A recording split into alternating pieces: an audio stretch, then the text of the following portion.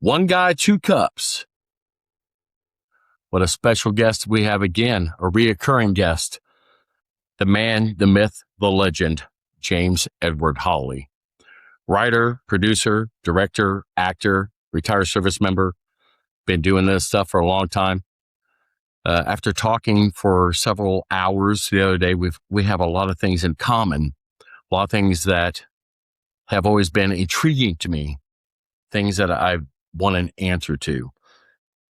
And it starts with the book of Genesis. You might have heard of this book. It's called the Bible. The book of Genesis 6 talks about the angels came down from the heavens. There was 200. They were referred to as the Watchers, and they were to help mankind. During this time, they find women to be beautiful, and they decide to procreate with these women. And they have children. And these children are called the gods of old, the men of renown, also referred to as the Nephilim. Their evil spreads across the earth, and it gets really bad. And God one day says, we need to take care of this. Let's get rid of everything. So God kills everything on the earth except for one family, Noah, on the ark. He kills everybody. But does he? James, welcome to the show. Thanks, man. I appreciate you coming in here today. Anytime. We had such a great conversation the other day that could have been a podcast by itself just on the phone. I was actually sorry when we hung up that we hadn't recorded it. So. Yeah, it was so much. So with that being said, let me ask you, what do you think that meant, the Nephilim, the men of renown, kings of old? Are those actual beings, or are they something else? Did they come from somewhere else?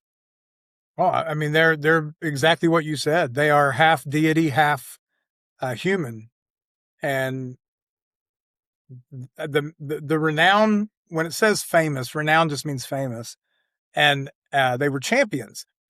I tell you, the clearest picture you can have of what they were is Greek mythology, Hercules and Poseidon and all the things that you would see if you go see the Odyssey. That is exactly what they were, where they came from, and there were so many of them. Did you see the Odyssey? I have not yet. A lot of people, I don't know the general market of your podcast who's watching it, but a lot of conservatives, and I'm a conservative guy, but I'm also a giant Christopher Nolan fan. And I wasn't going to take somebody else's word for whether or not it was a good movie. Mm-hmm. So my wife and I went on the first night, and I was blown away. There were issues with the script because he tried to make it modern language and things, but the movie, I mean, I loved Oppenheimer, and it was, for a lot of people, a snooze fest. It was too slow. Yeah. And the script was phenomenal. It's considered one of the top 10 scripts ever written. This is kind of the opposite. It's not one of the top 10 scripts. I'll admit that it's not as well developed as Oppenheimer and Inception and some of those. But the movie itself is so exciting, and there's so much that goes on. It's mind-blowing. But what is so cool about it, based on what we're talking about, is that it's about this group of Greek warriors who are having to deal with Nephilim or Anunnaki or whatever they want to call them. There's giants in the land, and here's Greece trying to conquer places. And when they get to these places, there's giants. And it was, when Homer was passing the story of the Odyssey and the Iliad down verbally before anybody wrote it down, they didn't have to explain who the giants were or who the gods were. Everybody knew. Common knowledge. It was common knowledge. And it's the same way with, you were talking about Genesis chapter 6. There's a book called the Book of Jasher that was handed down exactly the same way as Homer's The Iliad and the Odyssey. The Book of Jasher was handed down verbally until the Second Temple, which the Second Temple is still about 3,000 years ago. Mm-hmm. So it's still a very old story, and 2,500 years. But the point being it's an ancient text.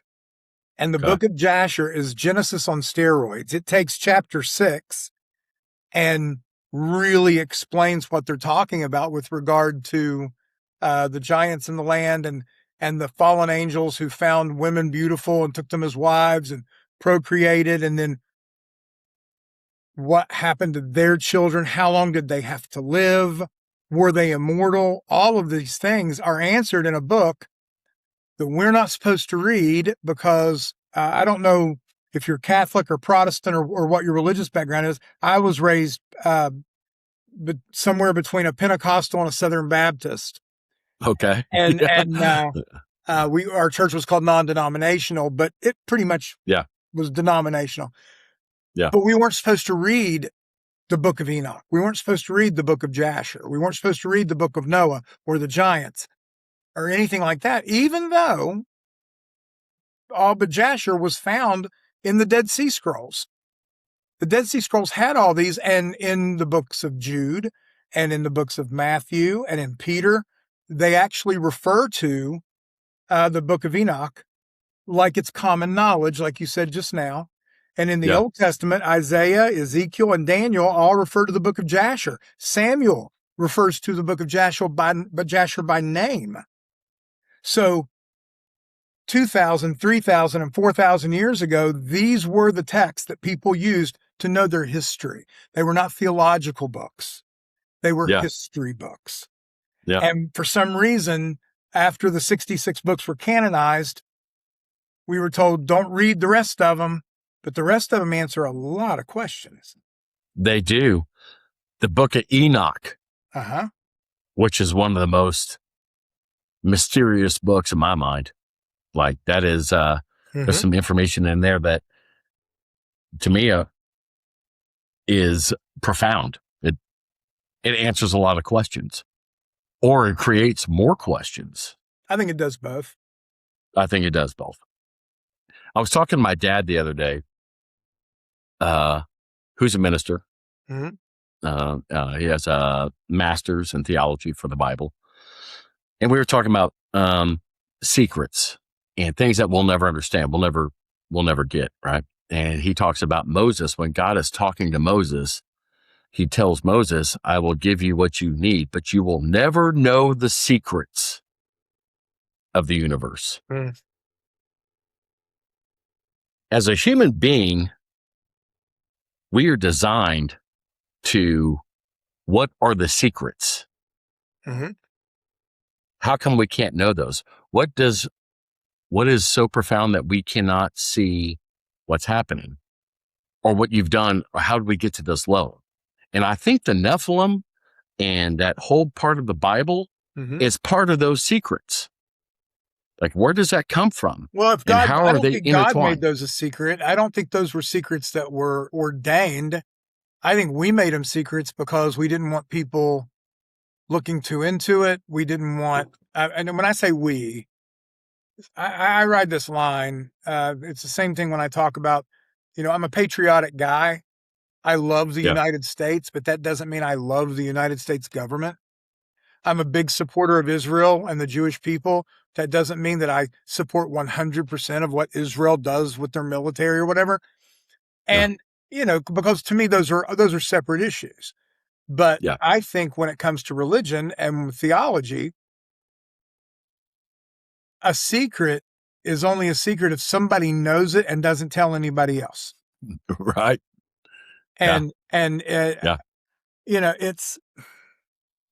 the book of Daniel says in the last days, the secrets will all be revealed and knowledge will be poured out. And I think that's where we are. I really believe that. I believe knowledge is being pulled out. I believe the veil that hid the secrets, the real secrets, not the man-made secrets, the God-ordained secrets that we weren't supposed to know. And to answer your question, I think the reason those secrets were a thing is just your ability to comprehend. God in the Old Testament, in Isaiah and Daniel and Ezekiel, when we watch interactions between the prophets and the divine, whether they be evil or good divine, those men did not have the experiences of the New Testament, the New Covenant, Right. Most of the Yeah. Old Testament, everybody agrees, is unless they believe the Torah versus the Old Testament, they believe that those stories and those scriptures are types and shadows of Christ in the New Testament. Well, if you believe that, all of a sudden those secrets are a little more revealed. Yeah. And he was the secret. Yeah. Jesus was probably the most profound secret of all, because they had been living the Old Testament laws. And when he came and said, I have now fulfilled those laws, that's confusing to people. He went on to explain it, but a lot of people didn't.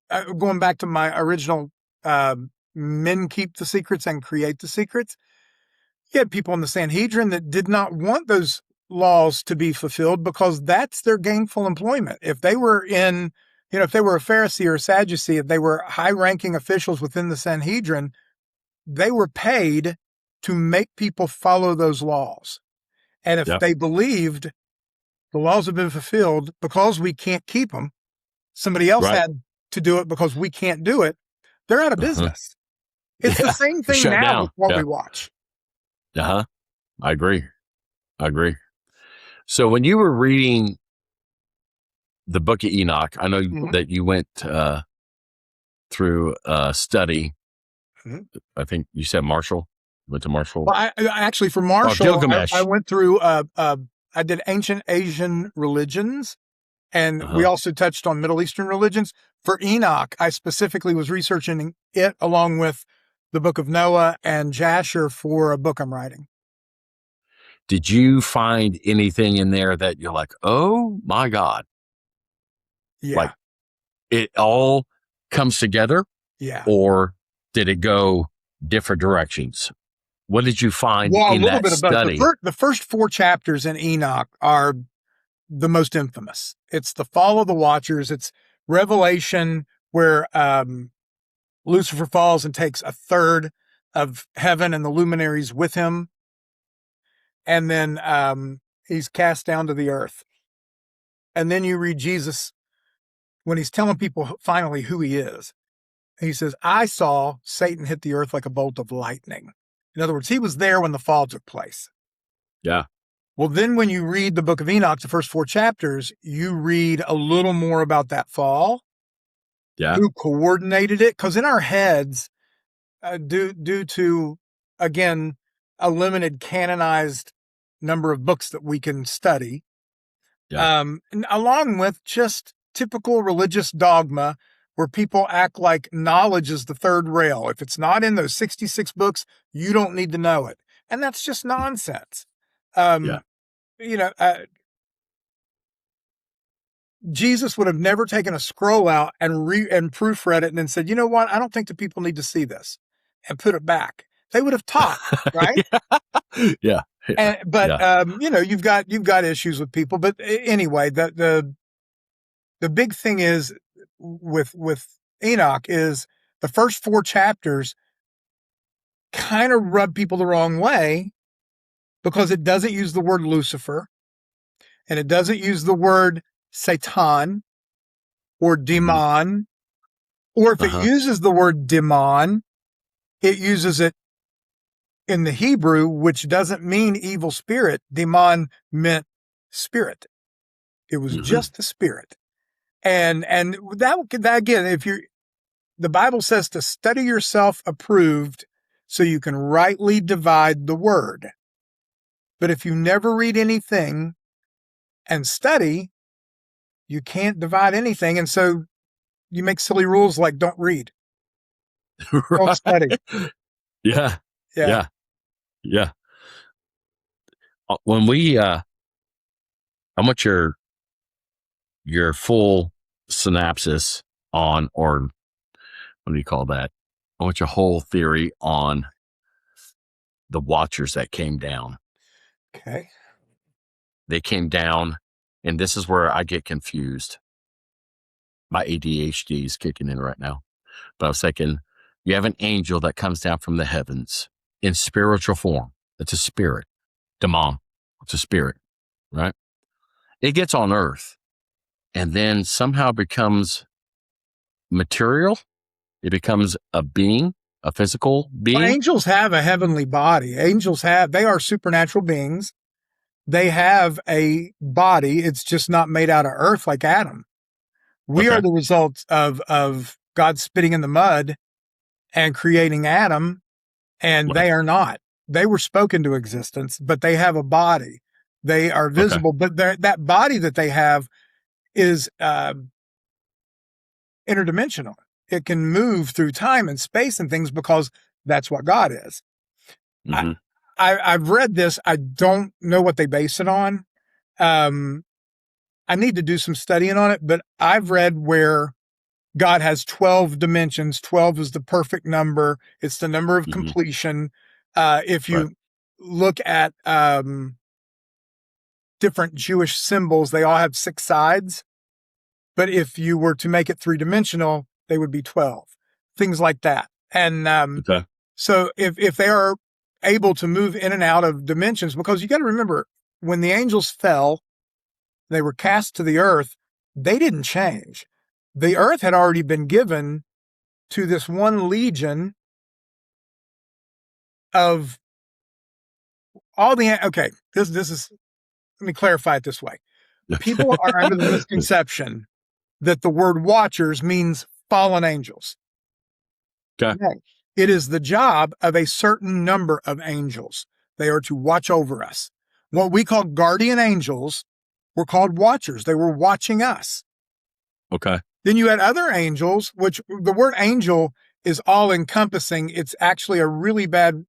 There's cherubim, there's seraphim, there's watchers, there's all these different types of what we have just lumped together and called angels and gave them wings and a white robe and said that's what an angel looks like. Some angels look like dragons.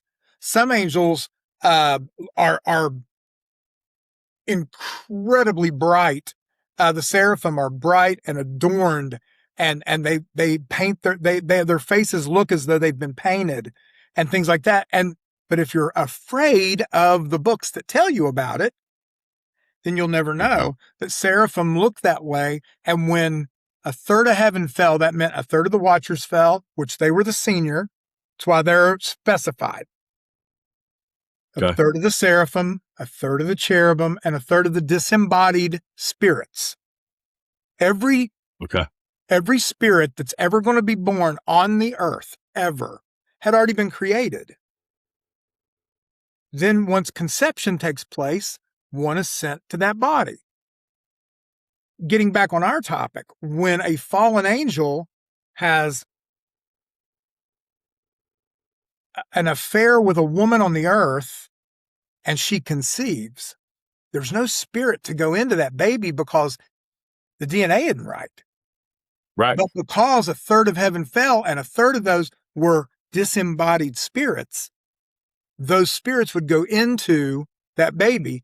And that's why all the Nephilim were evil. All the Anunnaki were evil. They were the fallen of heaven, and God didn't ordain the birth. So conception mixed the human race and the watchers, but the spirit that lived in that baby Was not. is an evil spirit. And that's one of the reasons. One of the other things that in Enoch it talks about is that part of the watchers' punishment for doing what they did was that they would have to see their children die. The maximum they could live would be 500 years. But once they died, they became evil spirits. Well, if you read in Hebrew and within the correct grammar and syntax, they don't become evil spirits. The evil spirit that was in them is eternal. Our spirits are eternal. Correct. And so their spirits are eternal. And so when the 500-year-old Nephilim died, that spirit would then just leave watch the the body, earth. but it can't go back to heaven. So it's has here nowhere on to go. earth. And that's why I believe, and this is a completely different topic, and we said we want to talk about this another time. But when people start talking about being demon possessed, haunted houses that are evil, poltergeist activity, and things like that, you'll hear preachers say, well, that's a demon. Sort of. Yeah. Not all ghosts are demons, but sort of. And when they've been released from their body and they're looking for another body because everybody wants to fulfill their destiny. Well, a spirit's destiny is to inhabit a body. And if you welcome that in via a Ouija board or something like that, you're replacing your spirit with their spirit, and they don't want to let go because they've been waiting thousands of years for the opportunity. That's scary. Yeah. That's scary. I know that we had talked about, they came down and had babies with women, but they also defiled the animals that were on the earth. Yeah. Yeah. It says they defiled them. Well, one of the things, the other thing, they were so big. The Nephilim were so big and man was trying to sustain man. And in Genesis, it says that, the ground would no longer just give you fruit. You got to work for it. You got to farm it. You got to plant the seed and harvest the crops and all that. They would go through and they would eat every person's food. And when they ran out, they would eat the person. Yeah. And that's something you see in the movie, The Odyssey. I really like that movie. I think I'm going to go see it again now as we're talking about it. Is that the scene with the Cyclops? Yeah. Yeah. Mowing down that and who is the Cyclops but the son of Poseidon? Poseidon, if we stick with the theory that you and I are talking about now with men of renown and fallen angels and things like that, Poseidon would have been a fallen angel or a watcher who would have mated with a female human, given birth. She would have given birth to the Cyclops. And, it's what they do in the cave. He's out eating, he eats, he's eating farms, he comes back in, finds people, starts eating them. It's exactly what the book of Enoch said happened. Yeah. Well, I guess when you're, when you're 20 foot tall and you have 2 rows of teeth, 6 fingers, 6 toes, you can pretty much eat whatever you want. Yeah. Who can stop you? What are you going to do? You're 20 foot tall? I think in the Bible, it talks about King Og, the OG, and his bed was 18 cubits long. Yeah. Or something like that, which a cubit is 18 inches. It was from the elbow to the tip of the hand. Of a normal man. Yeah, exactly. Of a normal man. So 18. So what you're talking about, what 20 some odd feet? Yeah, it's insane how big they were. It really is. Yeah, and it's not just the Bible. People get caught up on how do you know your religion's the right religion and all that stuff. I'm a Christian. I believe the New Testament, and to me, that's the only religion that matters is a relationship with Christ. Everything else is history. The Old Testament, the Torah. I'm not going to say it. There's one book I don't include. But I got you. The Epic of Gilgamesh, the Book of Jasher, the Book of Enoch, the Torah, these were not myth. We treat them like they're cartoon characters. We treat Enkidu like he never happened. Enkidu is exactly what happened. When Gilgamesh, who was, I think, 2/3 divine, he was enormous, 15, 16 feet tall. All the statues of him that have ever been made, he's holding a full-grown deer and a tree. Yeah. And it looks like broccoli, because he's enormous. And he was so powerful, he could just do whatever he wanted to do and nobody could stop him.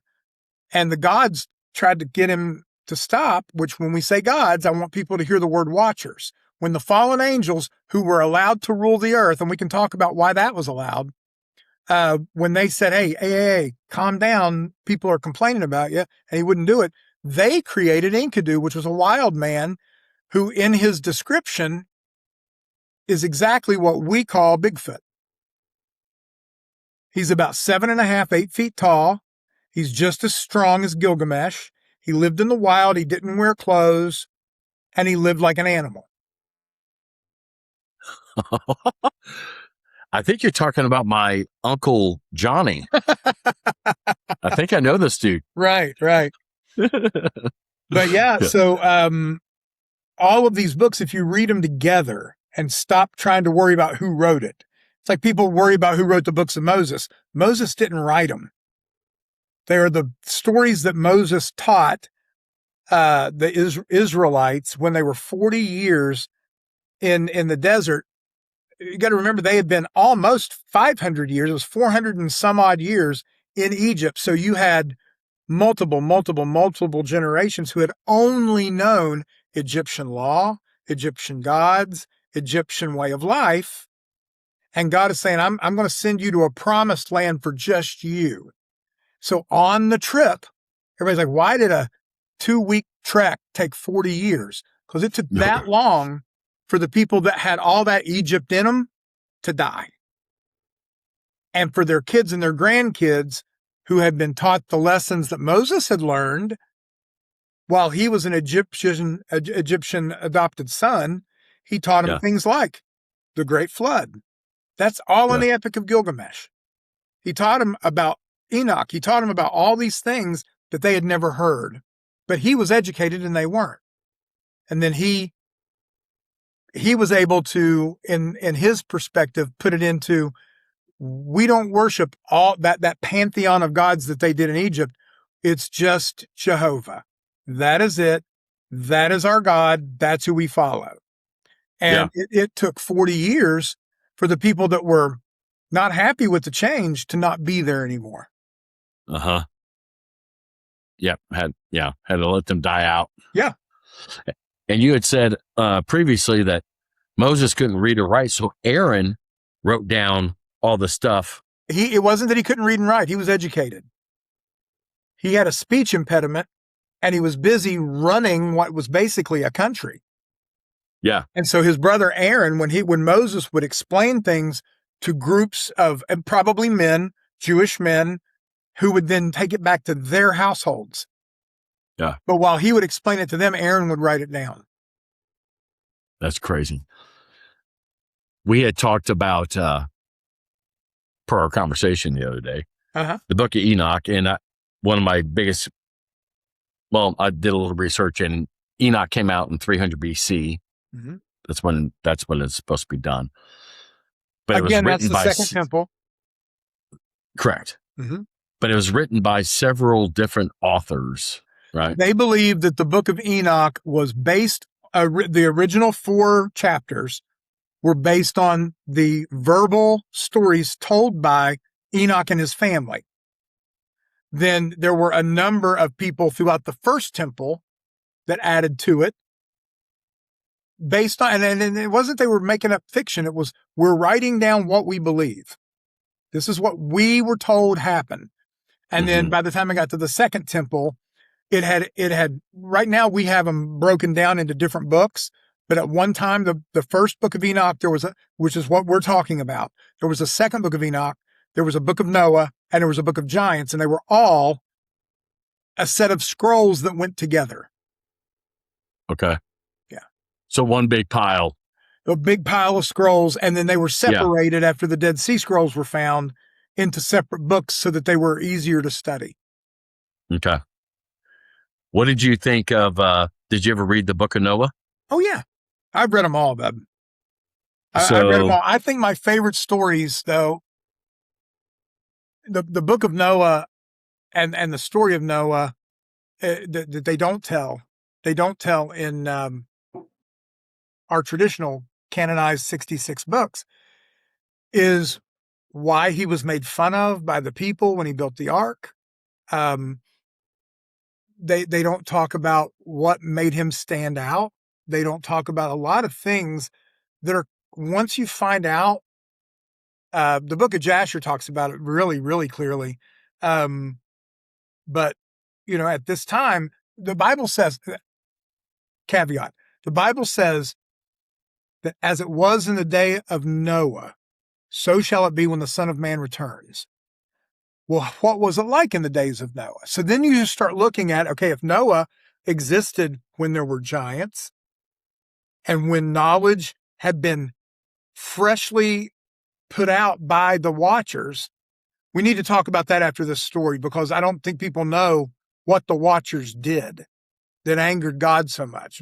Besides having relationships with women on earth, there were other things that they did that he found abomination. Mm-hmm. And but they existed side by side with men during the days of Noah. The Nephilim did. And so they always stood out. We saw Cyclops in the Odyssey, or it could be, Gilgamesh, how big he was and carrying around his pet deer, or, you had all these different giants. Well, when Noah was born, Mm-hmm. his father wanted to have him killed because he didn't believe it was his. He was afraid that a Nephilim had taken his wife and impregnated her, because Noah was born an albino, and they had never seen anything like that before. And when you read the book of Jasher and the book of Noah, what you find out is his skin was snow white and his eyes were like fire. So what's that? Albino, pink. Yeah. And what is it about albinos that there's two things about them that people know pretty much? They can't be on the sun long. Uh-huh. And they can't see well. Okay. And so he's got this family, he's made fun of. The father wants him killed. An angel, and the angel Gabriel actually comes in the book of Jasher and speaks to his father and says, your wife was faithful to you. This is your son. This is your DNA. This is your baby. Yeah. But God has set him apart. That's why he looks like that. And sort of made him from birth a pariah among the people. Yeah. So they didn't want anything to do with him. Well, why would God do that? Well, if they didn't want anything to do with him, they couldn't corrupt him. God was looking for one uncorrupted soul to save. Yeah. And he created somebody that nobody wanted anything to do with. Right. And so it was him and his family, and that's it. And that's why they'd make fun of him when he was outside working and all of these things. But you don't get that if you just stick to the book of Genesis and you're scared to study other ancient texts that are about the same subject. Again, the book of Jasher is Genesis on steroids. It's everything explained. Book of Adam and Eve is a book that Adam wrote about their life after they were cast out of the garden. Now, are there things in it that I think maybe somebody took their liberties with? Yeah. There's a couple things you can set right. Yeah. But I'm still not afraid to read a book. To find out that kind of stuff. Get your, it's another perspective on the story. Yeah. And another avenue. It's a perspective that's 2,000 or 3,000 years old, way closer to them than I am. Mm-hmm. Right. So even though they might have a primitive perspective, it's more accurate than what mine's going to be. Yeah. So. Yeah. How long ago do you think Adam and Eve were in the garden? How long do I think they were there? How long ago were they in the garden? Man, I honestly think that is one of the hiccups with translation. I don't think it matters. No, I don't think the flood happened when we think it happened. I don't think, I know that, okay, I'll give you for instance. In Hebrew, when it says that God flooded the whole world, and the only people that survived, the only beings that survived were on the ark, and it says Noah and his family and those on the ark were the only thing that didn't get wiped out. When you read the translation, it says the known world was flooded. And Noah was the only one that was saved of the known world. Not the whole world, the known. The known. Which is why you can have other mythological type stories like the Epic of Gilgamesh, where Loki, or I believe was his name, might not have been Loki, but I just watched a Marvel movie. I might accidentally be putting that in my. But there was another god. Iron Man. There was another god that had. Gilgamesh refers to him as the man that lived forever. Had him build an ark, and it was round, and he had two of every animal that they knew about. So he's Sumerian. Noah's Hebrew. Then you've got Japanese stories about the flood and somebody saved them and they had Correct. two of every animal that they knew about. And all of a sudden you've got all these other people and God said, be fruitful and, replenish the earth. Yeah. It was the known earth. It's what the writer knew about. Uh-huh. And it's not Which would be sacrilege. what? It's not sacrilege to make that distinction. No. But I think, so to be like Mesopotamia area? Is that, yeah. So you flood that little area over there, which is the known world to them. Yeah. From Israel, Kuwait, all basically those places. to Turkey, because what happened with Noah, he landed in the mountain chain of Ararat, and it could have been on top of Ararat, it could have been somewhere in the mountains but basically he was in Turkey, and then what they say, the rest is history. He come down, he built the an altar. Well, the word altar meant place to worship.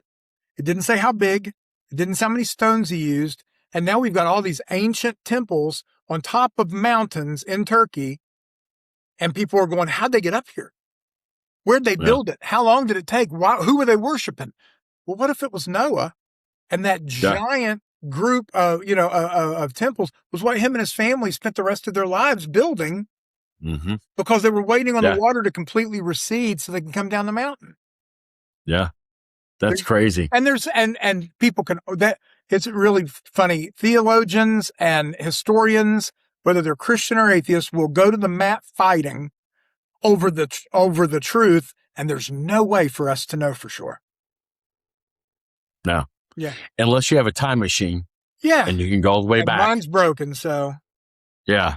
Yeah. Must have been in the shop for a long time. But yeah, that's something that I think I really wish people would, even if they just want to do an audiobook, listen to the book of Jasher, listen to the book of Enoch. You don't have to agree with it. I'm not saying change your religion. Yeah. But, broaden your mind a little bit. There's things that the Bible doesn't explain that science explains, and vice versa. And then when you fill in the blanks with these books that we've been told we're not allowed to read because mainstream science tells us they're mythical and nonsensical, and religious leaders tell us they're of the devil. Well, guess what? Now there's a secret, because you won't let anybody find out the truth. Keeping it hidden. Yeah. Blocking it out. Yeah. Yeah. So what was the leader of the fallen? Azrael? Okay, so Azazel was on earth and did the most to offend God, but he wasn't the one who started the rebellion. And this throws a lot of people off. Like I said, because they don't use the word Lucifer, which just means senior luminary, is all Lucifer means. Senior luminary. He was the top person within this battalion of angels. He was their archangel. We have the archangel Michael. We have the archangel Gabriel. He was an archangel, but his name wasn't Lucifer, as in that was his first name. Okay. He was the senior luminary over this battalion of angels that fell. And his name, because I'm reading this because I have a problem. His name was Semjaza, Semjaza. The book of Enoch is very specific about him and describes him the same way the book of Revelation describes Lucifer. Okay. And, we use the names Lucifer, Satan, the devil, demons. Yeah. We have these words that have become part of our Christian vernacular that when you read these other books, you'll be thrown. For instance, the word Satan, not Satan with a capital S, Satan with a little s, simply means accuser. That's all that word means. The accuser, and then the Bible calls him the accuser of the brethren. So the one who says, don't blame me, blame them. That's Satan. Okay. A demon is not necessarily an evil spirit. In Hebrew, when this is written, demon means spirit. That's all that it means. There's no good or bad attached to it. Okay. So when you have, even in the New Testament, when the demons were in the man in the north of Jerusalem, and Jesus saw him, and they said, "What are you doing here?" And Jesus said, "Who are you?" They said, "We know who you are. You're Jesus." Right. He said, "Who are you?" He said, "We're the Legion." So what is Legion? Legion is many. Well, not just many. It's a battalion of between 600 and 1,000 Roman soldiers. And this was written in Greek during Rome's rule. And so to use that vernacular, the people knew how many demons there probably were. And so, and Jesus wasn't impressed with that. It didn't faze him. He didn't care because they travel together. So this senior person, Simjaza, and his next in command, Azazel, when they said things like, well, it was Azazel's idea to procreate with women. And okay.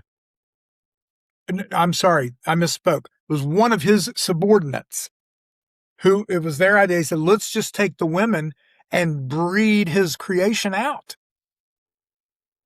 And Azazel said, if I do it, you better do it, because I'm not going to be the only one to get his wrath for doing that. Yeah, that's when they made the pact. Yep. If we're going to do this, we do this as a group. Yes. Everybody's in this together. We're doing it all as one. There were 200 watchers, which means there were 200 senior people, senior spirits that were in charge of the third of heaven that fell. And they were the ones that could procreate with women. They're the ones you read about in Sodom and Gomorrah. They're the ones, all of this stuff. And going back, we got off track. During the book of Enoch and these other books, what you find out is they didn't limit themselves to beautiful human women.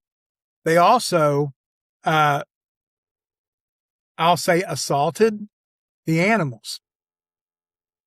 Defiled the animals. Defiled the animals. And they would eat them, and they would defile them. And it became what, I don't know. A lot of people don't realize this. The word dinosaur didn't even exist until the 19th century. They were always called dragons. Right. And so if they defiled a crocodile, and we know that a Nephilim makes a giant baby, what have you just made? Dinosaur. A dinosaur or a dragon or whatever you want to call it.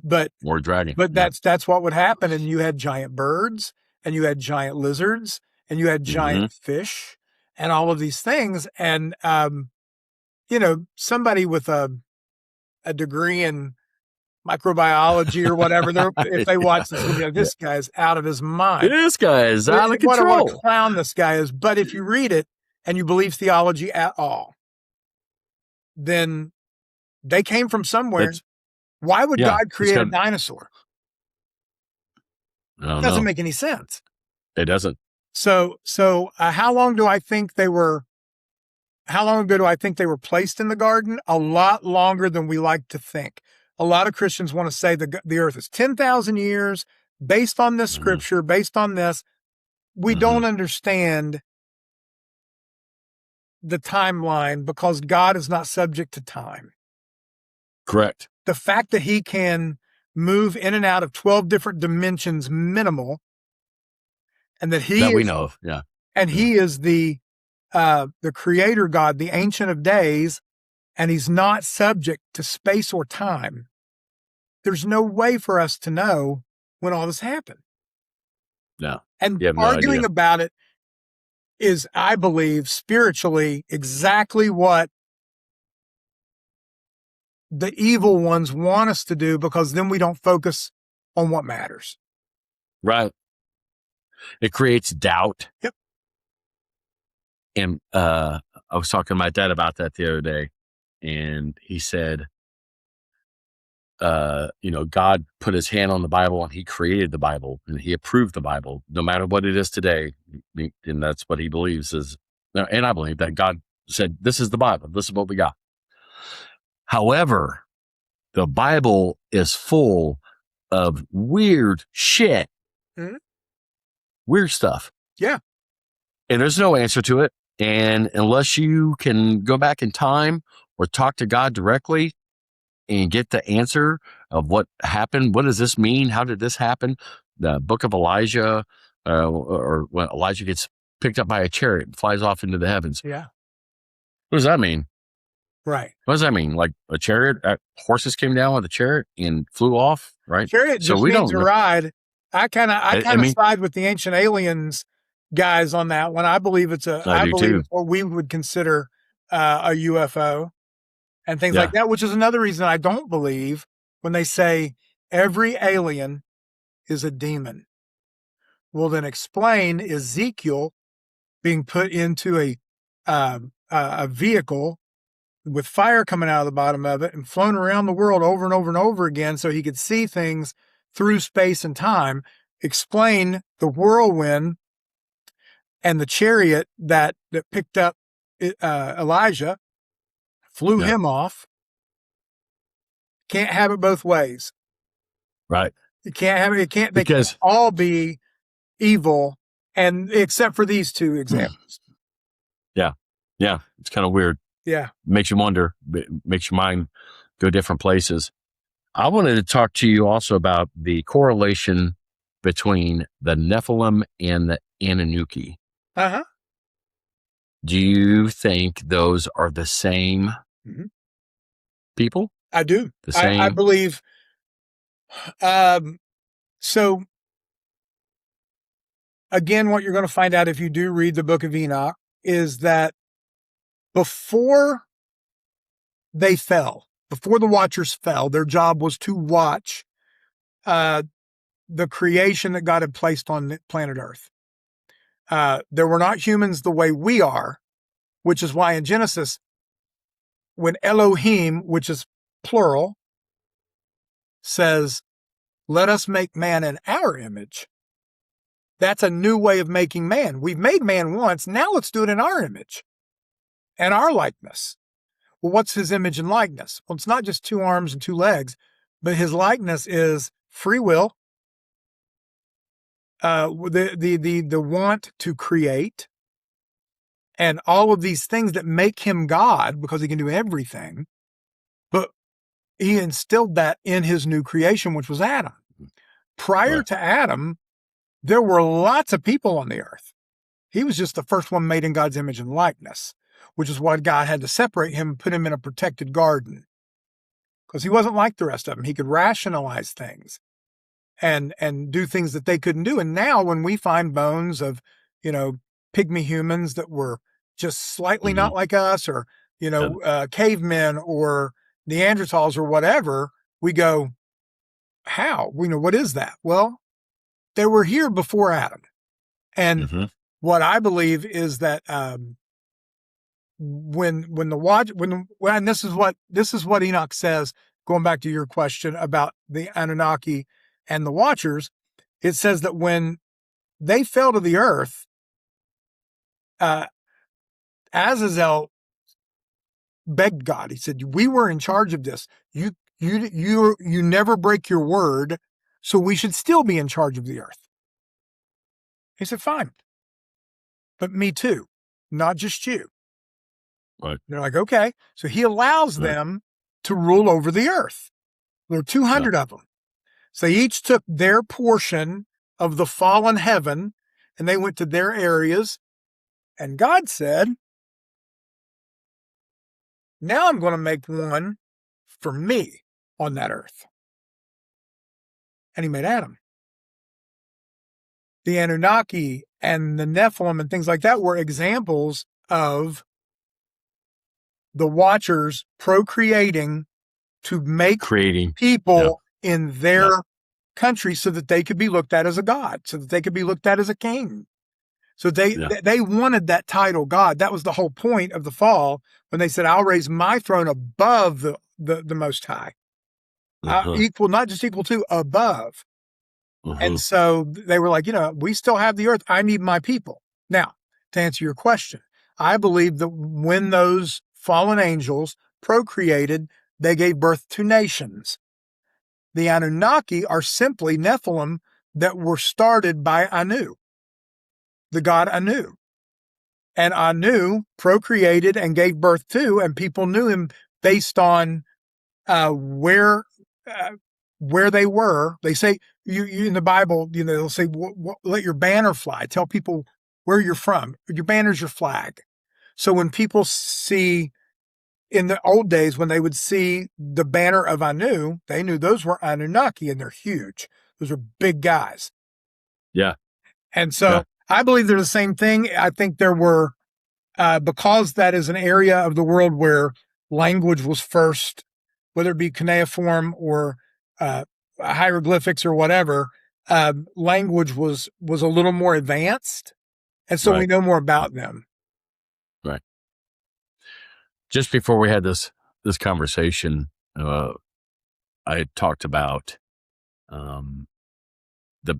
the importance of gold. Mm-hmm.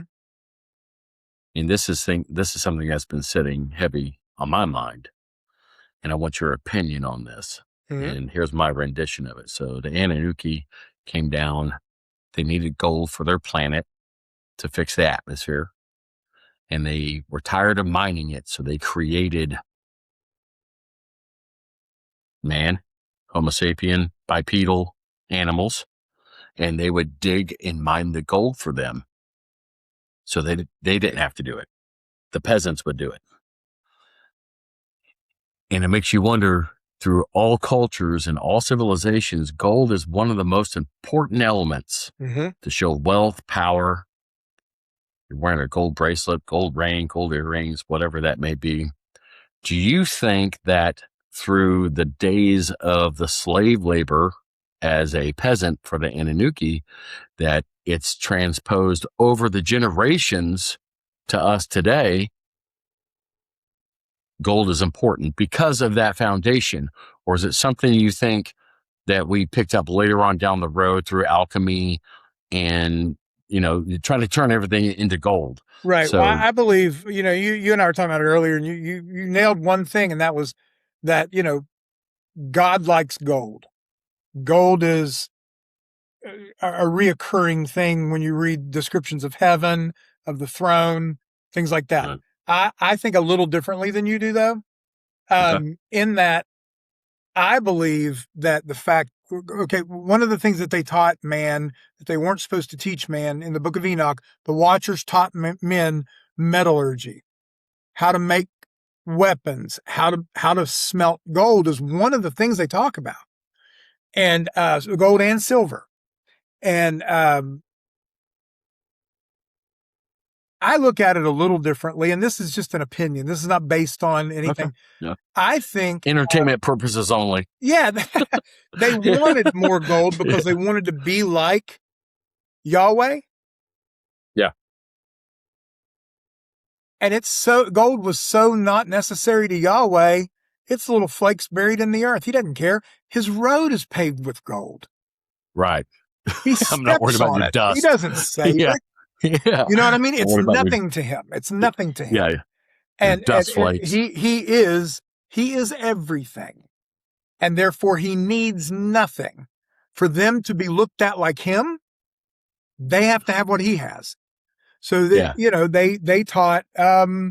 they taught metallurgy and things, and what men did, what they did is they explained to men why they wanted it, why it was necessary.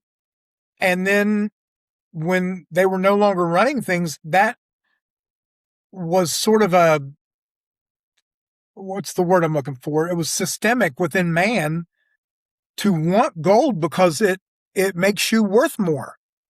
Correct. And then we've put this crazy number on. I think right now it's almost $6,000 an ounce. Why? Nobody can really tell you why. But it is. What is it used for? Just jewelry. Well, it's not, it's not like silver that's in all of our phones and it's in a lot of our weapons and things like that. Gold is a commodity for no good reason other than we were told it is. Like you said earlier, it is very rare, but it's not nearly as rare as 2 or 3 other elements. Yeah. Yeah. It's not that rare. Right. Yeah. But back in the days of the gods, if that was what made the gods happy, and that transposes over to your, people died for it. Even today, people die for it. Listen, I saw the gold mines of Africa Yeah. Money and power and status kills more people than it ever elevates. Because I saw this thing. There's cobalt mines in Africa that they use to make our cell phones.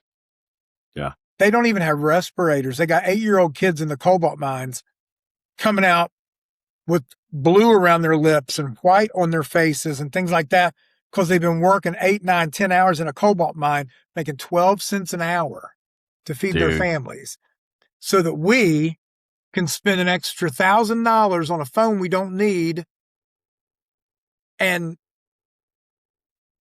it's disgusting. And the fact that I have to have one, I hate it. Yeah. I heard the other day, I forget who it was, but it might have been Sean Ryan talking to Tucker Carlson about on the back of the phone, you have an emblem on that phone, and it's an apple with a bite taken out of it. Right. Yeah, I saw that. And I was like, what is that? All right. It's an apple with a bite. Well, where's that come from? The Garden of Eden? Oh. Everybody's got their theories. Yeah. What do you got on that? I don't believe the forbidden fruit was an actual piece of fruit. So you're saying it wasn't an apple? Well, what about a pomegranate? It could have been something like that, I suppose. But I believe I sort of go back to the Epic of Gilgamesh with this. Our Bible is so cleaned up when it comes to certain things. I don't know what the forbidden fruit was. I'm not going to pretend to know it, but I think it was sex outside the species. Because in the Epic of Gilgamesh, Enkidu is placed in the Garden of Eden. It is still called that. And he is given a wife that is wild, which the Kabbalah calls Lilith. She doesn't want to submit to Enkidu or Adam, so she leaves the garden. And the gods, or God, Christians get real upset when you say gods with a plural, but the word Elohim is plural, multiple gods, which could, again, gods doesn't have to mean the almighty one and only Yahweh. Right. The gods is anybody that lived in heaven, yeah, and the archangels and all the that Alpha stuff. and Omega. Yeah. Right. Yeah. The gods said, let's make man in our image and likeness and all this stuff. Well, then when they made the second helpmate, again, we're going back to the Epic of Gilgamesh, not the Bible. She was seduced by a female not of their species and said, let's have sex with Enkidu. And he did it. And when he did it, he realized that he had hurt himself. The Bible says one bite and he knew he was naked. That kind of thing. And I don't think nudity was the issue. Because so what? If he everybody on the planet, everybody on the planet is naked, who cares if you're naked? What was revealed, I believe what that says is something about him was revealed. Mm-hmm. And when he had sex outside of, because God had created the garden to protect him from species outside of his own. She brings in a species outside of their own, they have sex, God says, fine, can't stay in the garden. What's the purpose of the garden if you're not going to be protected? Right. Well, in the Bible, it says then 4 angels were placed in the corners of the garden to make sure nobody came in or out. In the Epic of Gilgamesh, there's 4 dragons. Well, the other thing about the Bible is it's 4 angels with fiery swords. And then in the Epic of Gilgamesh, it's fire-breathing dragons. So what's the truth? Well, what's an angel? Because we just talked about it. An angel can be a seraphim, which looks like a dragon, ordained and spewing fire. So if a seraphim is placed in the corner of every of all 4 corners of the garden, and it's breathing fire, then technically that's an angel. and its weapon is Yeah. fire. Yeah. So I kind of go that direction with it. I don't believe, I would have to Google this. I heard one time apples don't grow in that part of the world anyway. Right. But in that, I mean, let's face it, in the Garden of Eden, it said there was every food imaginable, every fruit imaginable, everything. Yeah. And the only one they couldn't have was the one. And so maybe it is just Tree of a knowledge. bite of a pomegranate or something like that. I don't know, but yeah, I feel like it's more than that. I do too. I think it might have been more symbolic of what's being described. Do you think the Garden of Eden still exists on today? No, the Bible says it was taken away. Oh, it was? People say that they think they know where it was. Yeah. But, I mean, it was huge. If you go by the names of the rivers that ran through it, it stretched from one end of Turkey to the other side of Jerusalem and down just past Lebanon and Egypt. So, I mean, you're not talking about a garden the way we picture a garden. Yeah. Yeah, I can see that. Or maybe he moved it to southern Ohio. Maybe. Just picked it up and put Right. it out in the hills of West Virginia. Nobody's going to go out there except for Bigfoot. It stretched from the Guyandotte River all the way to the Ohio River. Yep. all that infested land. Well, I think those are great topics, things that have always piqued my interest in the Bible. And I think you have a great perspective on all those things. I appreciate it. I enjoy studying this stuff. So I'm writing 2 different books right now. One is nonfiction and one is fiction. The nonfiction one is basically a study into some of this stuff, but I've also, I'll give you a little teaser. It's about ghosts. Yeah. It's about ghosts, demons, angels, and disclosure. We've been hearing a lot about alien disclosure and things like that. What do I think they are? What do the ancient texts say they are? Should we be worried? And will it do us any good to worry? That kind of thing. So that's one thing that I'm writing. And then the other is an adventure novel that will sort of in a Dan Brown Da Vinci Code sort of way, research the same stuff in a more exciting way. The one book is a little too academic. I don't think very many people would want to read it. I've tried to give the same information in an adventure. Okay. So how soon are we looking at those coming out? The academic version tomorrow? Yeah. The academic one, I'm thinking probably 2 months and I'll be finished. I'm well into it. I can't decide how deep I want to delve because I don't want to write a textbook. I want it to be something that the average person can just read on an airplane and feel like they've learned something. So a couple hundred pages. Okay. The other one though, probably December. Okay. They're both started already. I'm at 20, 30,000 words on each of them, but it's a slow process. And then the copy editors have to read them and then they give it back to you with all their red ink. Looks like somebody got shot and blood all over your manuscript. And, guess we're starting from scratch. Yep. Yep. Going back to the drawing board. That's what that's going to be. I look forward to seeing those. Anything that's a UFO, ghost, is right up my alley. And I look forward to seeing those things. James, it was a great pleasure talking to you today. You as well. I love your insight and your knowledge and the years of research that you've done on these topics. And it's I'm a child. When I always felt like I was like read up on it and I understand what's going on. And then I talk to you and I'm like, man, I need to learn how to read. Reading is important. And so it's great talking with you because you're very profound and you're articulate. You can put that idea into words and I appreciate that. And any of your viewers that vehemently disagree with me, that's totally cool.